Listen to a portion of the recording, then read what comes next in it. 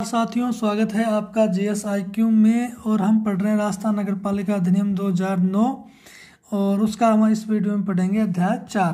तो इससे पहले वाले वीडियो में हम जो है वो अध्याय 1 को, 2 को और 3 को पढ़ चुके हैं। अगर आपने इसके वीडियो नहीं देखे हैं तो पहले जाकर इनके वीडियोज़ को आप देख लीजिए, क्योंकि इस जो एक्ट है इस एक्ट में टोटल 17 अध्याय हैं, ठीक है, और इसमें 344 धाराएँ हैं। और इस हमारा जो सिलेबस है RPSC EORO का जो सिलेबस है उसके अंदर 9 चैप्टर ही हैं। 9 चैप्टर में से हम कितने चैप्टर कवर कर सके हैं? 3 चैप्टर कवर कर चुके हैं। और अभी इस वीडियो में हम कवर करेंगे अध्याय 4 को। अध्याय 4 का नाम है नगरपालिका संपत्ति। तो इसका अध्याय का नाम मैंने आपको पहले याद करवाया था। पहले मैंने एक वीडियो बनाया था, उसमें मैंने ये बताया था कि अध्यायों को नाम को याद कैसे करना है, ठीक है। तो उस वीडियो में अगर आपने उस वीडियो को नहीं देखा है तो पहले उस वीडियो को जाकर देखें। अगर आपने उस वीडियो को देखा है तो आपको पता होगा कि मैंने बताया था कि ABCD के अंदर चौथा अक्षर क्या आता है? D आता है। D कितने नंबर पे आता है? 4। और D का मैंने मतलब बताया था डॉन। और डॉन के पास कभी भी संपत्ति की कमी नहीं होती, ठीक है। तो अध्याय 4 में क्या है? नगरपालिका संपत्ति। ये कहाँ से कहाँ तक? ये धारा 67 से लेकर 75 तक है। तो इस वीडियो में हम यही देखने वाले हैं कि धारा 67 से लेकर 75 तक क्या क्या प्रावधान है। तो चलते हैं वीडियो की तरफ। अब सबसे पहले हम पढ़ते हैं धारा 67 में लिखा हुआ है कि जो नगरपालिका जो है वो संपत्ति अर्जित कर सकती है और धारण कर सकती है। अब ये संपत्ति अर्जित क्यों कर सकती है? तो इस अधिनियम के उद्देश्यों को पूरा करने के लिए संपत्ति को धारण करेगी, पहली बात। दूसरी बात, ये जो संपत्ति है ये नगरपालिका के क्षेत्र की सीमाओं के अंदर हो सकती है, ये बाहर भी हो सकती है। तीसरी बात, ये संपत्ति कैसे अर्जित करेगी? तो ये खरीद सकती है, ये उपहार में भी ले सकती है, ये दान में भी ले सकती है। इस संपत्ति का प्रकार क्या होगा? तो ये संपत्ति चल हो सकती है, अचल हो सकती है, ठीक है, या फिर नगरपालिका में उसके कोई हित हो सकते हैं या उसमें नगरपालिका का कोई हिस्सा हो सकता है। ये हो गया धारा 67। अब हम पढ़ते हैं धारा 68। धारा 68 में लिखा हुआ है कि संपत्ति का निहित होना, मतलब कुछ जो संपत्ति है वो नगरपालिका में स्वतः निहित होगी। अब ऐसी कौन सी संपत्ति है? देखो, पहले जब ये पूरा जो एरिया होता है, ये पूरी जो ज़मीन होती है राज्य सरकार की होती है। अब मान लो ये वाला एरिया है, ये पहले नगरपालिका नहीं थी, तो ये पूरी संपत्ति किसकी थी? राज्य सरकार की। अब यहाँ पर हमने बना दिया एक नगरपालिका बना दी, तो अब ये संपत्ति किसकी हो गई? नगरपालिका की। लेकिन अगर राज्य सरकार चाहे तो राज्य सरकार क्या कर बोलेगी, ये जो संपत्ति है इस एरिया वाली, आप इसको यूज मत करना, ये राज्य सरकार की संपत्ति मानी जाएगी और इसको हम हाईवे बनाने में यूज लेंगे, ठीक है।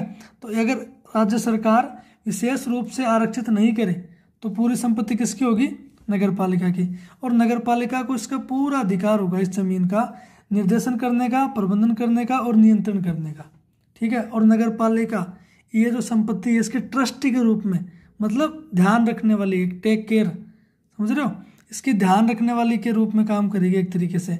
ये संपत्ति नगरपालिका की पर्सनल संपत्ति नहीं है, ये है सरकार की, बस नगरपालिका इसको यूज कर रही है। अब हम देखते हैं कि ऐसी कौन कौन सी भूमि है जो नगरपालिका के अंदर निहित है, ठीक है। तो ये जो है मैंने ओरिजिनल जो एक्ट है उसकी फ़ोटो खींच के यहाँ पे लगा दी, क्योंकि इसमें बहुत सारी चीज़ों के नाम दे रखे थे जो कि इसमें कुछ पढ़ाने समझाने लायक कुछ था नहीं, तो मैंने ऐसा कैसा उसको फ़ोटो खींच के ऐसा कैसा इस पर लगा दिया है। तो कौन कौन सी भूमि, कौन कौन सी संपत्ति है जो नगरपालिका के अधीन है? एक तो समस्त सार्वजनिक भूमि वो नगरपालिका की संपत्ति मानी जाएगी। इसके अलावा परकोटे हैं, द्वार हैं, बाजार है, वधशालाएँ हैं, वधशालाएँ मतलब बूचड़ खाने, ठीक है, कसाई की दुकान, वहाँ पे मानी जाएगी। उसके बाद नगरपालिका के अंदर कोई तालाब है, जलधाराएँ हैं, जलाशय है, कुंड है, जल सेतु, नलिकाएँ, सुरंग, ये पुल है, इंजन है, ये सारी चीज़ें किस में आएंगी? ये नगरपालिका की संपत्ति मानी जाएंगी। इसके अलावा नालियाँ, जल सरणियाँ, सुरंगें, पुलियाएँ और जलमार्ग, ये किसकी संपत्ति होंगी? नगरपालिका में स्वतः निहित होंगी ये, ठीक है। उसके बाद में पटरियाँ हैं, उन पर बिछे हुए पत्थर हैं, ये भी नगरपालिका के हैं, ठीक है। तो पत्थर उठाने से पहले सोच लेना कि नगरपालिका की संपत्ति है ये। फिर समस्त वृक्ष हैं, परिनिर्वाण हैं, उपकरण और वस्तुएं हैं, सार्वजनिक उद्यान, पार्क, बाग और चौक हैं, ये सब किसकी संपत्ति है? ये नगरपालिका की संपत्ति मानी जाएगी। इसके अलावा ऐसी सरकारी भूमियां जो नगरपालिका क्षेत्र के भीतर स्थित हैं या बाहर हैं, जिन्हें राज्य सरकार सामान्य विशेष आदेश द्वारा नगरपालिका में निहित करे, ये भी क्या होगी? नगरपालिका की संपत्ति होगी। फिर लैंप, जो लाइटें लगी होती है ना सड़क किनारे ऐसे, और लैंपों के खंभे लगे होते हैं, ये भी किसके हैं? नगरपालिका की संपत्ति है। इसके अलावा निजी भूमि नगर पालिका की संपत्ति है। और उसके बाद में देखें तो ठोस अपशिष्ट है नगर पालिका के अंदर, वो भी नगर पालिका की संपत्ति मानी जाएगी। मृत पशु नगर पालिका की संपत्ति मानी जाएगी। इसके अलावा जो आवारा पशु हैं वो भी नगर पालिका की संपत्ति है, जिनका कोई मालिक नहीं है। ठीक है, अब ये जो संपत्ति है जो राज्य सरकार ने नगर पालिका को सौंपी है, तो राज्य सरकार इसको वापस भी ले सकती है। वापस कैसे ले सकती है? तो इसको वापस लेने के दो आधार हैं। राज्य सरकार क्या करेगी? सबसे पहले राजपत्र में अधिसूचना जारी करेगी, उसके बाद इसको लेगी वापस। तो कैसे लेगी? इसके दो आधार हैं। दो आधार कौन से? या तो नगर पालिका इसका मिसयूज करे, कुप्रबंध करे, या फिर लोकहित में, जैसे कि यहाँ पे कोई जनहित का कोई कार्य करना है, उसके लिए राज्य सरकार जो है वो नगर पालिका से संपत्ति वापस ले सकती है। अब हम देखते हैं आगे है धारा 69 का क्या हुआ? देखो, पहले हमने क्या पढ़ा था कि नगर पालिका संपत्ति अर्जित कर सकती है, इसका मतलब नगर पालिका संपत्ति खरीद सकती है। दूसरा, नगर पालिका संपत्ति क्या कर सकती है? उपहार में ले सकती है, गिफ्ट में ले सकती है। नगर पालिका कैसी संपत्ति लेगी वो हमने देख लिया। फिर हमने क्या देखा? उसके बाद में धारा 68 पढ़ी थी। धारा 68 में हमने देखा था कि कुछ संपत्तियां स्वतः ही नगर पालिका में निहित होंगी। ठीक है, वो क्या क्या होंगी वो हम देख चुके हैं। अब हम देख रहे हैं कि ऐसी कौन सी संपत्ति है जो नगर पालिका कैसे ले सकती है? करार के माध्यम से, विनिमय, पट्टा, अनुदान आदि के द्वारा नगर पालिका संपत्ति अर्जन कर सकती है। तो करार मतलब समझौते के द्वारा, विनिमय एक्सचेंज कर सकती है, पट्टे द्वारा, दान द्वारा, है किसी भी अचल संपत्ति या चल संपत्ति को प्रभावित करने वाले सुखाद या मतलब उसको अपने अधीन ग्रहण कर सकती है। कोई दिक्कत नहीं। ट्रस्ट की लाभार्थी बन सकती है। ट्रस्ट की लाभार्थी का मतलब है कि मान लो किसी व्यक्ति था, उसकी बहुत सारी संपत्ति थी, उसने कोई ट्रस्ट बनाया मान लो, ठीक है। अब वो क्या हुआ? मर गया, उसके आगे पीछे का कोई उत्तराधिकारी नहीं है, तो वो संपत्ति किसके नाम हो जाएगी? नगर पालिका के नाम हो जाएगी। तो नगर पालिका ट्रस्ट की लाभार्थी बन सकती है। इसके बाद में है 70, धारा 70 में क्या लिखा हुआ है? भूमि का अनिवार्य अर्जन। ठीक है, हमने इससे पहले पढ़ा कि नगर पालिका संपत्ति खरीद सकती है, करार समझौते के द्वारा संपत्ति ले सकती है, कुछ संपत्ति उसमें पहले से विहीन है। मान लो कुछ संपत्ति ऐसी है जो नगर पालिका के लिए अनिवार्य है कि मान लो कि नगर पालिका को क्या करना है, इधर से कोई भी पुलिया बनाना है, ये सड़क है, इसके ऊपर से पुलिया बनाना है, तो इस सड़क का इसका जो है वो अनिवार्य अर्जन हो गया इस भूमि का, यह आवश्यक है इसके कार्य के लिए। तो नगर पालिका क्या करेगी? राज्य सरकार से अनुरोध करेगी, राज्य सरकार को बोलेगी कि हम इधर से एक पुलिया बनाना चाहते हैं, लेकिन इधर कुछ लोगों के ज़मीन घर आ रहे हैं, तो आप क्या करो, उनसे हमें ज़मीन लेके दो और ज़मीन के हम पैसे दे देंगे, कोई दिक्कत नहीं है। तो नगर पालिका क्या करेगी? राज्य सरकार से अनुरोध करेगी। पहले अनुरोध करने के बाद में राज्य सरकार क्या करेगी? भूमि अर्जन अधिनियम 1894, याद कर लेना, के अधीन भूमि का अधिग्रहण करेगी। अधिग्रहण करके क्या बोलेगी? नगर पालिका को दे देगी, नगर पालिका इसके पैसे दे देगी। ठीक है, इसमें होगा क्या कि ये कोई किसान है, इसकी संपत्ति है, और ये है राज्य सरकार, और ये है नगर पालिका। तो नगर सरकार को अनुरोध करेगी, राज्य सरकार इससे भूमि अधिग्रहण करेगी। अधिग्रहण करने के बाद राज्य सरकार ले लेगी, और जो नगर पालिका जो है वो पैसे किसको देगी? राज्य सरकार को पैसे देगी, और ये भूमि नगर पालिका ले लेगी। समझ में आ गया? ये है धारा 70। इसके बाद देखते हैं धारा 71। धारा 71 में लिखा हुआ है कतिपय भूमियों का आवंटन, नियमन आदि। इसका मतलब है कुछ निश्चित भूमियों का आवंटन करना और उनका नियमन करना। अब ये किस प्रकार से होगा? तो ये राजस्थान भू राजस्व अधिनियम 1956 है। इस 1956 की धारा है एक 90A। ठीक है, तो 90A के तहत क्या होता है? भूमि के उपयोग का परिवर्तन हो सकता है। वो कैसे हो सकता है कि मान लो कि सरकार क्या करती है, जैसे नगर पालिका ने एक प्लान बनाया और पहले से जो नगर पालिका का जो भी एरिया है उसमें पहले से फिक्स होता है कि भाई ये जो ज़मीन है ये कृषि की भूमि होगी, ये उद्योग की होगी, ये सार्वजनिक पार्क की होगी, ये रिहायशी भूमि होगी। अब इनको क्या करना है कि अगर किसी भूमि का भू परिवर्तन करवाना है, कि मान लो कि कृषि भूमि को अब इसके ऊपर मकान बनाने, प्लॉट व्लॉट कटवाने हैं, तो उसको रिहायशी भूमि के ऊपर परिवर्तन करवाना है, तो इसके लिए क्या करना पड़ेगा कि राजस्थान भू राजस्व अधिनियम 1956 की धारा 90A के तहत आपको आवेदन करना पड़ेगा। आवेदन के बाद आपको बोलोगे कि भाई हमारी कृषि भूमि है उसको किस में चेंज कर दो? रिहायशी भूमि में चेंज कर दो। तो ये जो है नगर पालिका इसको क्या कर देगी? चेंज कर देगी, और इसके लिए आपको कुछ शुल्क लेगी, उसके लिए कुछ पैसे लेगी, और उस पैसे को कुछ पैसा तो नगर पालिका निधि में जमा करा देगी, कुछ पैसा जो है वो राज्य सरकार निधि में जमा कर देगी। लेकिन सभी भूमियों का आवंटन या नियमन नहीं हो सकता। इसमें कुछ भूमियाँ हैं उनका आवंटन या नियमन नहीं हो सकता। वो कौन कौन सी भूमियाँ हैं वो देखो, वो है जैसे सार्वजनिक उपयोगिता सेवाओं, जैसे उद्यान पार्क के लिए कोई भूमि छोड़ी हुई है, ठीक है, या फिर सिविल एविएशन है, बस अड्डे के लिए कोई भूमि है, टर्मिनल है, रेलवे, सड़क, राजमार्ग, फुटपाथ, अस्पताल, विद्यालय, शमशान, इनके लिए जो भूमि चिन्हित की गई है उसका आप आवंटन या नियमित नहीं कर सकते।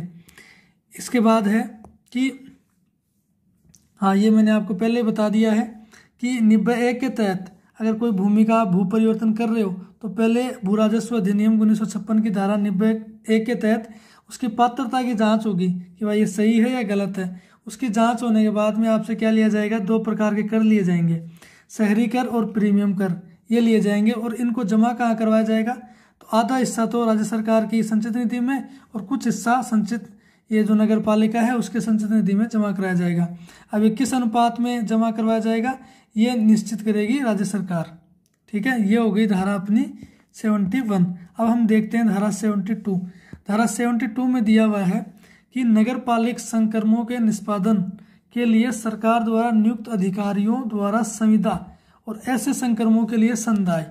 इसका मतलब यह है कि नगर पालिका, ये मान लो कोई नगर पालिका है और नगर पालिका के अंदर कोई कार्य ऐसा है जो राज्य सरकार को करवाना है और उनको लगता है कि भाई नगर पालिका के बस की बात नहीं है, तो नगर पालिका क्या, राज्य सरकार क्या करेगी, इन कार्यों के निष्पादन के लिए एक नियुक्त अधिकारी को नियुक्त करेगी। राज्य सरकार का कोई अधिकारी होगा उसको इस कार्य के लिए नियुक्त कर देगी और उसको बोल देगी कि ये कार्य, ये समझौता जो है करार आपको करना है और इस सीमा के भीतर भीतर करना है। मतलब ये मान लो कि 1 करोड़ तक आपको इसका क्या करना है, समझौता कर लेना है। सरकार का ये अधिकारी जो है जाकर के समझौता करेगा इस काम के लिए। तो इस काम के लिए मान लो कि जितना इसने बोल दिया, 1 करोड़ की तो सीमा है, यहाँ तक ये कर सकता है। मान लो कि अब इसने क्या किया, 70 लाख के अंदर डील फाइनल कर दी, तो अब ये सब 70 लाख जो है ये कौन देगा, ये देगी नगर पालिका। तो अधिकारी द्वारा किए गए अनुबंध की राशि का भुगतान किसके द्वारा किया जाएगा, नगर पालिका के द्वारा किया जाएगा।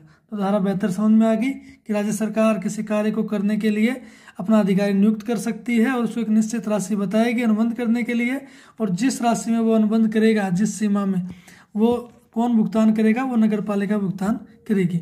अब हम पढ़ते हैं धारा 73 का क्या मतलब है कि संपत्ति के अंतरण और संविदाओं के संबंध में उपबंध।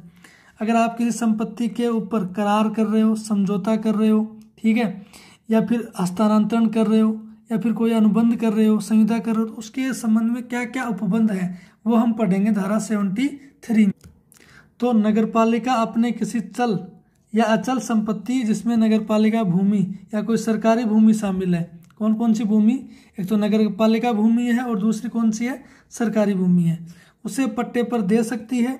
नियमित करने, बेचने, आवंटित करने या ट्रांसफर करने का अधिकार होगा। लेकिन ये सभी कार्य कैसे होंगे, इस अधिनियम के प्रावधानों के अनुरूप होंगे। ऐसा नहीं है कि कोई काम है जो इस नियम के अंदर लिखा हुआ नहीं है और नगर पालिका वाले जाके समझौता करके आ जाए, तो ऐसा नहीं होगा। अब आगे देखो, अब ये सब कार्य कौन कौन से कार्य, किसी भूमि का आवंटन, ठीक है, नियमितीकरण, करार, समझौता, ये कब नहीं किए जा सकते। ये दो शर्त ऐसी हैं जब ये कार्य नहीं किए जा सकते। कब कब, जब यह उपबंधों के अनुरूप नहीं हो, कोई समझौता है, कोई करार है, कोई हस्तांतरण है, वो इस एक्ट के अनुरूप नहीं है, तो ये समझौता नहीं किया जा सकता। दूसरा, मान लो कोई सरकारी भूमि है, ठीक है, तो सरकारी भूमि का हस्तांतरण तब तक नहीं किया जा सकता जब तक राज्य सरकार के द्वारा प्राधिकृत अधिकारी इसकी क्या नहीं कर ले, जांच नहीं कर ले और अपने हिसाब से उसको ये पुष्टि नहीं कर ले कि ये एक्ट के अकॉर्डिंग है या नहीं है, ठीक है। तो अब देखो, हमने पढ़ा सरकारी भूमि, से पहले भी पढ़ा सरकारी भूमि। इस सरकारी भूमि का क्या मतलब है वो हम देखते हैं। अब सरकारी भूमि 3 प्रकार से हो सकती है। पहली तो धारा 68 के अधीन नगर पालिका में निहित भूमि। अभी हम धारा 68 पढ़ के आए हैं, तो कुछ भूमि नगर पालिका में निहित है, तो वो क्या होगी, सरकारी भूमि होगी। दूसरा, नजुल भूमि। नजुल भूमि क्या होती है, नजुल भूमि को आप ऐसे समझो कि जैसे ये कोई भूमि है और ये नगर पालिका का क्षेत्र है पूरा, तो नगर पालिका के क्षेत्र में उन्होंने क्या किया, पहले इसको बांट दिया कि भाई इतने इतने एरिया में क्या बनेगा, पार्क बनेगा, इतने एरिया में ये उद्योग स्थापित होंगे, इसमें कृषि होगी, ठीक है, और ये होगी जो अपनी रिहायशी इसमें लोग रहेंगे, कॉलोनीज बसेंगे, तो इस जो रिहायशी भूमि है इसके अंदर कोई भूमि खाली रह जाती है, ठीक है, तो ये भूमि ये राज्य सरकार की भूमि है, तो ये क्या कहलाएगी, नजल भूमि कहलाएगी, ठीक है। तो आबादी भूमि का वह हिस्सा जो सरकार का है, राज्य सरकार का, वो क्या कहलाती है, नजल भूमि। अब तीसरा, राज्य सरकार द्वारा नगर पालिका को दी गई भूमि, वो भी क्या कहलाएगी, सरकारी भूमि कहलाएगी। तो सरकारी भूमि का मतलब समझ में आ गया। ये आपसे पूछ सकते हैं कि सरकारी भूमि से क्या तात्पर्य है, और ये 3 ऑप्शन आपके नीचे आ सकते हैं, ठीक है, तो आप इनको याद कर लीजिएगा। और कोई भी स्थानांतरण या आवंटन, समझौता, करार कब नहीं किया जा सकता, ये भी पूछा जा सकता, तो आपको ऑप्शन में ये 2 चीज़ें मिलेंगी, ठीक है, तो साथ साथ आप इनको याद करते चलें। अब हम देखते हैं आगे क्या है कि अगर राज्य सरकार नगरपालिका भूमि या सरकारी भूमि को पट्टे पर देने, बेचने, नियमितीकरण करने या हस्तांतरण की जांच के लिए अधिकारी नियुक्त कर सकती है। इसको आप इस तरीके से समझो कि मान लो कि नगरपालिका ने कोई करार किया, समझौता किया, हस्तांतरण किया, तो वो उस उपबंधों के अधीन है या नहीं है, इस एक्ट के अधीन है या नहीं है, इसकी जांच करने के लिए राज्य सरकार जो है एक प्राधिकृत अधिकारी को क्या कर सकती है, नियुक्त कर सकती है। और ये प्राधिकृत अधिकारी क्या करेगा, इसकी जांच करेगा। अब ये जांच के दौरान 2 काम कर सकता है। कौन कौन से कर सकता है, पहला तो ये अभिलेख मंगवा सकता है, उस समझौते से, उस करार से संबंधित दस्तावेज मंगवा सकता है कि दिखाओ मेरे को क्या क्या किया आपने। दूसरा, ये इस जांच के दौरान इस हस्तांतरण को स्थगित कर सकता है कि जब तक जांच पूरी नहीं होगी ये हस्तांतरण नहीं माना जाएगा। तुम मान लो किसी को कोई भूमि दी है, ठीक है, तो अगले को पहले बोल देंगे कि तुम इस भूमि का उपयोग नहीं कर सकते जब तक क्या होगी, अपनी जांच होगी। अब इस जांच में क्या होंगे, 2 काम हो सकते हैं। पहला काम तो जांच में अगर प्रक्रिया उपबंधों के अधीन है तो आगे कोई कार्रवाई नहीं होगी, ठीक है, समझौता सही है आपका। लेकिन मान लो ये उपबंधों के अनुरूप नहीं है, तो क्या होगा, जिस भी व्यक्ति को, जो अधितबद्ध व्यक्ति हैं, जिस व्यक्ति ने ये समझौता किया है, उनको सुनवाई की जाएगी, उनको सुनवाई का अवसर दिया जाएगा, ठीक है। उसके बाद जो अधिभोगी है उसको अनाधिकृत अधिभोगी माना जाएगा, मतलब उसने ऐसा माना जाएगा कि उसने जबरदस्ती अनाधिकृत कब्जा कर रखा है उस भूमि के ऊपर। तो हम क्या करेंगे, उसका किराया वसूला जाएगा, और जो उससे जो पैसे लिए थे वो उसको वापस दे देंगे। मान लो कि नगर पालिका है, ये नगर पालिका है, इसने इस व्यक्ति के साथ समझौता किया कि ये जो ज़मीन है वो आप ले लो, और ये आप क्या करोगे, यहाँ पे इसका कोई होटल बना सकते हो, कोई स्कूल बना सकते हो, कुछ भी बनाओ। तो अब इसने क्या किया, ये ज़मीन जो है इसको दे दी, ये यहाँ पे यूज करने लग गया, इस पर मटेरियल बनाने लग गया मामला, इसने यहाँ पर बिल्डिंग बना ली मान लो। अब क्या हुआ, अधिकारी ने जांच करी, अधिकारी में जांच में पाया गया कि ये तो गलत है, एक्ट के उपबंधों के अधीन नहीं है। तो फिर क्या होगा, तो फिर ये जो अधिकारी है अब इस जमीन का इससे किराया लेगा, और इसने जो पैसे दिए थे नगर पालिका को इस जमीन के, उसको क्या करेगा, वापस दे दिया जाएगा। तो हम क्या करेंगे, अधिभोगी से किराया वसूलेंगे उतने दिन का, और दूसरा उसके पैसे वापस दे देंगे। ये हो गई धारा 73। अब हम देखते हैं 73A क्या होती है, धारा 73A। अब देखो 73 में क्या है कि भूमि हस्तांतरण लीज होल्ड या फ्री होल्ड हो सकती है। अब ये लीज होल्ड या फ्री होल्ड क्या होता है, देखो जब भूमि ट्रांसफर की जाती है, हम ऊपर क्या पढ़ रहे थे, धारा 73 में क्या पढ़ रहे थे, ये तो पढ़ रहे थे ना कि हस्तांतरण कैसे होगा, किस तरीके से होगा, अगर वो अनुरूप है या नहीं है, अधिकारी जांच कर सकता है नहीं कर सकता, कैसे आगे उसको निरस्त करेगा। तो जब ये हस्तांतरण होगा तो ये कितने प्रकार से होगा, तो ये 2 तरीके से हो सकता है। तो फ्री होल्ड एक होता है, लीज होल्ड, ठीक है।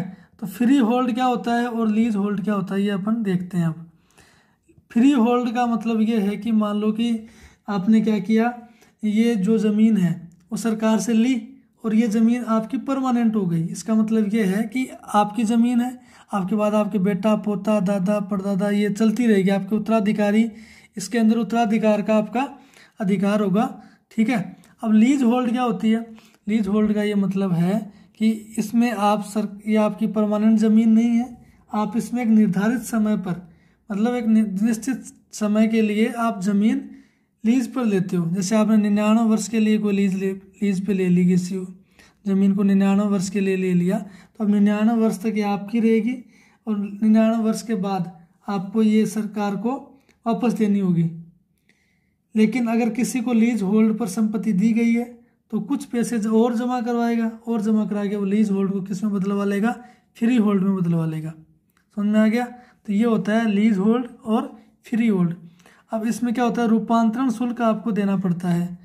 लीज होल्ड को फ्री होल्ड में बदला जा सकता है कुछ शुल्क लेकर के। फ्री होल्ड का अर्थ होता है विरासत अलगाव के अधिकार के साथ स्थायी कार्यकाल। समझ में आ गया। इसमें आपको उत्तराधिकार भी शामिल है। अब हम पढ़ते हैं धारा 74। धारा 74 का मतलब है स्थावर नगरपालिक संपत्ति की तालिका और मानचित्र। इसका मतलब यह है कि जो नगरपालिका है वो नगरपालिका में निहित समस्त संपत्ति, चाहे वो स्थावर संपत्ति हो, चाहे अचल संपत्ति हो, चाहे चल संपत्ति हो, उसका क्या करेगी, नक्शा तैयार करेगी। सबसे पहले तो नक्शा तैयार करेगी और एक लिस्ट बनाएगी। लिस्ट बना करके क्या करेगी, इसकी प्रतियां इस अधिनियम के लागू होने के 1 वर्ष के भीतर, जैसे ये एक्ट कब लागू हुआ, 2009, 11 सितंबर 2009 को लागू हुआ, तो इसके 1 साल के भीतर एक तो निदेशक को जमा करवाएगी और दूसरी स्थानीय निकाय के कार्यालयों में जमा करवाएगी। इसके बाद मुख्य नगरपालिका अधिकारी क्या करेगा, वो इसमें समय समय पर परिवर्तन होंगे, तो उन परिवर्तनों को ध्यान में रखते हुए वो वार्षिक वित्तीय विवरण तैयार करेगा। वो तैयार करके नगरपालिका के समक्ष रखेगा और इसकी एक प्रति किसको भेजेगा, निदेशक को भेजेगा और दूसरी स्थानीय निकाय को भेजेगा। ये होगी धारा 74। उसके बाद हम देखते हैं धारा 75। 75 का मतलब है कि नगरीय भूमि और संपत्तियों के अभिलेखों का संधारण। तो ये काम किसका होगा, तो धारा 75 ये कहती है कि भाई नगरपालिका के अंदर खुद की संपत्ति तो है ही, उसका तो वो चित्र बनाएगी, मानचित्र बनाएगी, तालिका तैयार करेगी, वो तो करेगी सारे काम। लेकिन अगर नगरपालिका संपत्ति के भीतर कोई अन्य विभागों की जो संपत्ति या पदाधिकारियों के परामर्श से वो क्या कर सकती है, उसके अंदर नगरीय भूमि या निजी संपत्तियों को शामिल करते हुए समस्त संपत्तियों का एक अभिलेख तैयार कर सकती है। ठीक है, उसको नियमित अपडेट भी कर सकती है। ये किसकी मर्जी है, नगरपालिका की मर्जी है। तो ये हमने पढ़ लिया है धारा 67 से लेकर धारा 75 तक। धारा 67 से 75 तक हमने पढ़ा है अध्याय 4। अध्याय 4 को हमने पढ़ लिया है और इसमें धारा कहाँ से कहाँ तक थी, 67 से लेकर के 75 तक थी। ये धारा 76 जो है ये अध्याय 5 में है, नगरपालिका वित्त में। तो ये हम पढ़ेंगे नेक्स्ट वीडियो में। ठीक है, तो ये हमने धारा 67 से 75 तक इस वीडियो में पढ़ी है। अब हम धारा 67 से लेकर 75 तक एक क्विक रिवीजन करेंगे। ओके, तो सबसे पहले हमने पढ़ी थी क्या, धारा 67। धारा 67 से हमने स्टार्ट किया था इसके अंदर अध्याय 4 को। धारा 67 में हमने देखा था कि नगरपालिका जो है वो संपत्ति का अर्जन कर सकती है, खरीद कर, दान करके, कैसे भी। और तो धारा 68 में क्या पढ़ा था, धारा 68 में पढ़ा था कि भाई कुछ संपत्ति ऐसी होगी जो स्वतः नगरपालिका में निहित होगी पहले से। ठीक है, उसके बाद हमने पढ़ा था धारा 68। धारा में हमने ये पढ़ा था कि नगरपालिका करार, विनिमय, आवंटन, इनके माध्यम से क्या कर सकती है, संपत्ति का अर्जन कर सकती है। धारा 69 के बाद हमने पढ़ी थी धारा 70। धारा 70 में हमने ये पढ़ा था कि भूमि का अनिवार्य अर्जन। मान लो कि कोई भूमि है वो अपने को अर्जेंट है नगरपालिका को, तो वो क्या किससे करेगी, राज्य सरकार से अनुरोध करेगी, राज्य सरकार उसको भूमि को लेगी और फिर नगरपालिका को देगी और उसके लिए नगरपालिका को राज्य सरकार को क्या देने पड़ेंगे, पैसे देने पड़ेंगे। तो ये हमने भी देखा था धारा 70 में। फिर धारा 71, धारा 71 हमने पढ़ी थी। धारा 71 में हमने पढ़ा था कि कतिपय भूमियों का आवंटन या नियमन। कुछ भूमियाँ ऐसी थी जिनका आवंटन और नियमन करना है, ये हमने देखा था। उसके बाद हमने पढ़ी थी धारा 71। तो धारा 71 में हमने पढ़ा था कुछ कतिपय भूमियों का आवंटन और नियमन। तो हम वो कर सकते हैं, कैसे कर सकते हैं, राजस्थान भू राजस्व अधिनियम 1956 की धारा 90A के तहत हम उनको आवंटन और नियमन कर सकते हैं। लेकिन उसके लिए हम उनसे शहरी शुल्क और प्रीमियम शुल्क वसूलेंगे और उस शुल्क को किस में जमा कराएंगे, नगरपालिका निधि में और राज्य सरकार की निधि में जमा करवाएंगे। ये हमने पढ़ी थी धारा 71। अब उसके बाद में हमने क्या पढ़ा था, धारा 72 में हमने पढ़ा था कि नगरपालिका, राज्य सरकार जो है नगरपालिका के कुछ कार्यों के निष्पादन के लिए एक अधिकारी को नियुक्त कर सकती है, वो संविदाओं में समझौते करता है। ठीक है, उसके बाद हमने पढ़ी थी धारा 73। धारा 73 में हमने ये पढ़ा था कि कुछ संपत्तियों का अंतरण, ठीक है, अंतरण और संविदा के लिए क्या क्या उपबंध है। तो उसके बाद राज्य सरकार एक अधिकारी को नियुक्त करेगी, वो इसकी जांच करेगा, जांच सही और गलत हो सकती है। उसके बाद हमने ये सब देख लिया था। उसके बाद इसके साथ ही हमने देखी थी धारा 73A। धारा 73 में हमने दो चीज़ें पढ़ी थी, फ्री होल्ड और लीज होल्ड पढ़ी थी, ठीक है। फिर उसके बाद में हमने धारा पढ़ी थी 74 धारा में हमने ये पढ़ा था कि कुछ स्थावर पालिक संपत्ति की तालिका और मानचित्र, मतलब क्या तैयार करेगी, नक्शा बनाएगी और सूची तैयार करेगी कौन, नगर पालिका। उसके बाद हमने पढ़ी थी धारा 75। धारा 75 में हमने ये पढ़ा था कि नगरीय संपत्तियों के अभिलेखों का संधारण करना। इसका मतलब ये है कि नगर पालिका जो है वो अपनी जो संपत्ति है उसका तो ब्यौरा रखेगी, उसका तो नक्शा भी बनाएगी, सूची भी बनाएगी। इसके अलावा अगर कोई अदर विभाग है उनके पदाधिकारियों के परामर्श से कोई अदर जो संपत्ति है नगर पालिका के भीतर उसका भी नक्शा बना सकती है, उसको समय समय पर अपडेट कर सकती है। तो ये हमने पढ़ा है अध्याय 4 67 से धारा 75 तक। तो आपको क्या करना है, नेक्स्ट वीडियो आने तक आपको इन धाराओं को याद करना है, बार बार रिवीजन करना है और वीडियो को शेयर करते रहना है, ठीक है, ताकि मेरा मोटिवेशन बना रहे। मिलते हैं नेक्स्ट वीडियो में, धन्यवाद।